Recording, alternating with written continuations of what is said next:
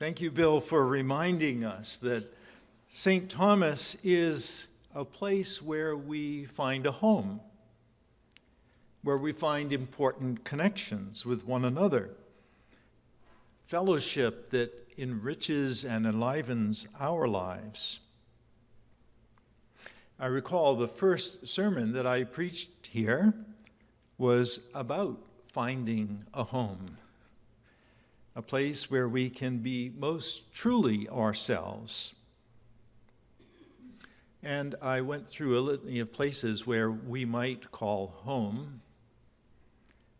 Barbara and I have a couch in our living room that faces a picture window that, well, it's facing the rising sun, which seems to be getting up a lot later these days. I often say morning prayer there. It's a place where I feel at home. And as I was thinking about the sermon today, you know how things kind of float around and come to mind. All I could think of was the collect from morning prayer, the collect for peace. O God, the author of peace and lover of concord, to know you is eternal life, and to serve you is perfect freedom. Well, just think about that phrase in the context of the gospel this morning. To serve is perfect freedom.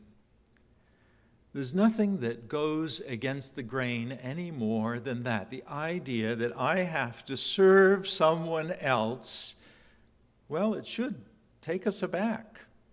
It seems to be an oxymoron, doesn't it? Things just don't add up. Because as a culture, we human beings tend to prize our freedom and our accomplishments and our autonomy. And yet the question comes.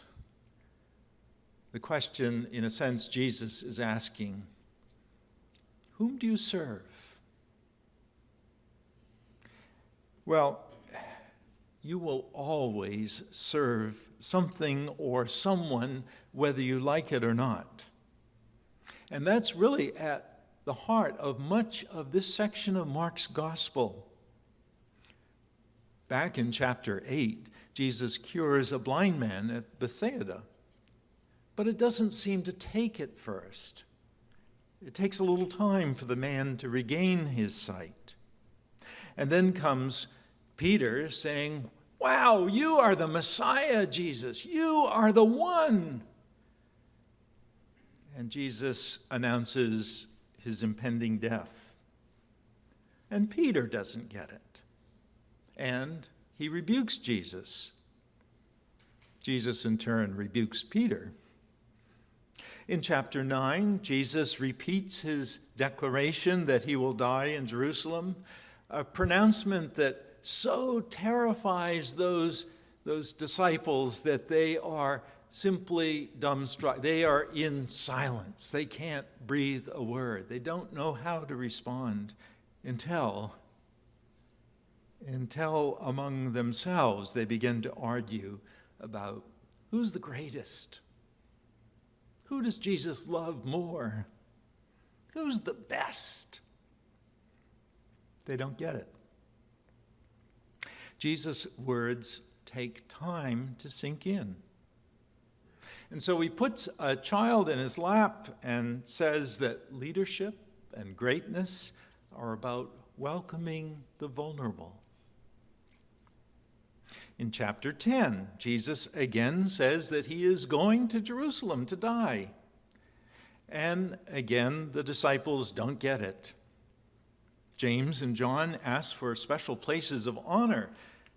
And then the rest of the disciples all chime in and say, "Knock it off, guys."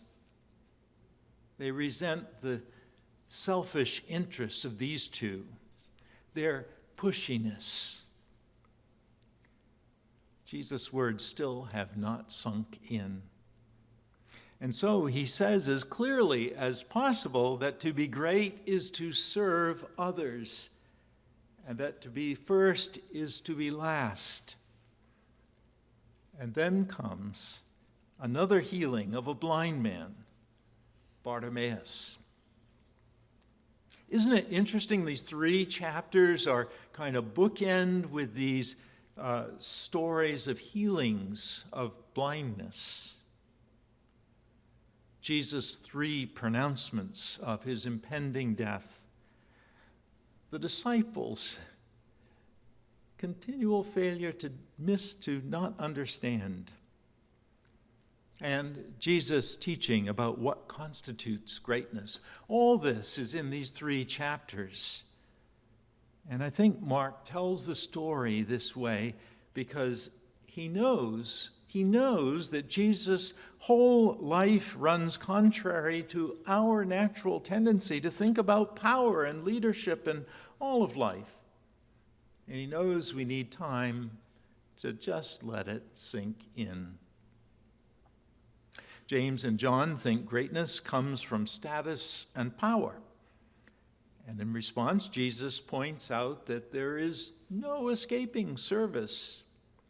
You will either willingly, even joyfully, serve others, or you will become a slave to your illusions that you can be free and secure your future through status and power and wealth or youth or fame or possessions. And so I ask, who will you serve? The voices of the culture that say that you can be free on your own at any cost, or the voices of Jesus that calls you to find your freedom and your true self through service to neighbor.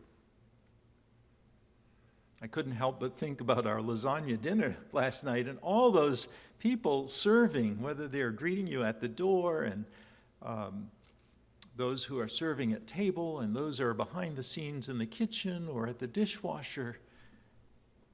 A sense of service gives us a sense of connection and allows us an opportunity to claim ourselves, to find true freedom. Because after all, we are made to be in relationship with one another, and we discover our wholeness only as we join our fortunes to those around us. I love the theme of our fall stewardship appeal, this sense of walk in love as Christ loved us, walking in love, moving in the same direction, going hand in hand, arm in arm. God delights in our relationships at home and school and work and in the community, and we do discover our identity as whole people as we see ourselves so closely linked with those around us.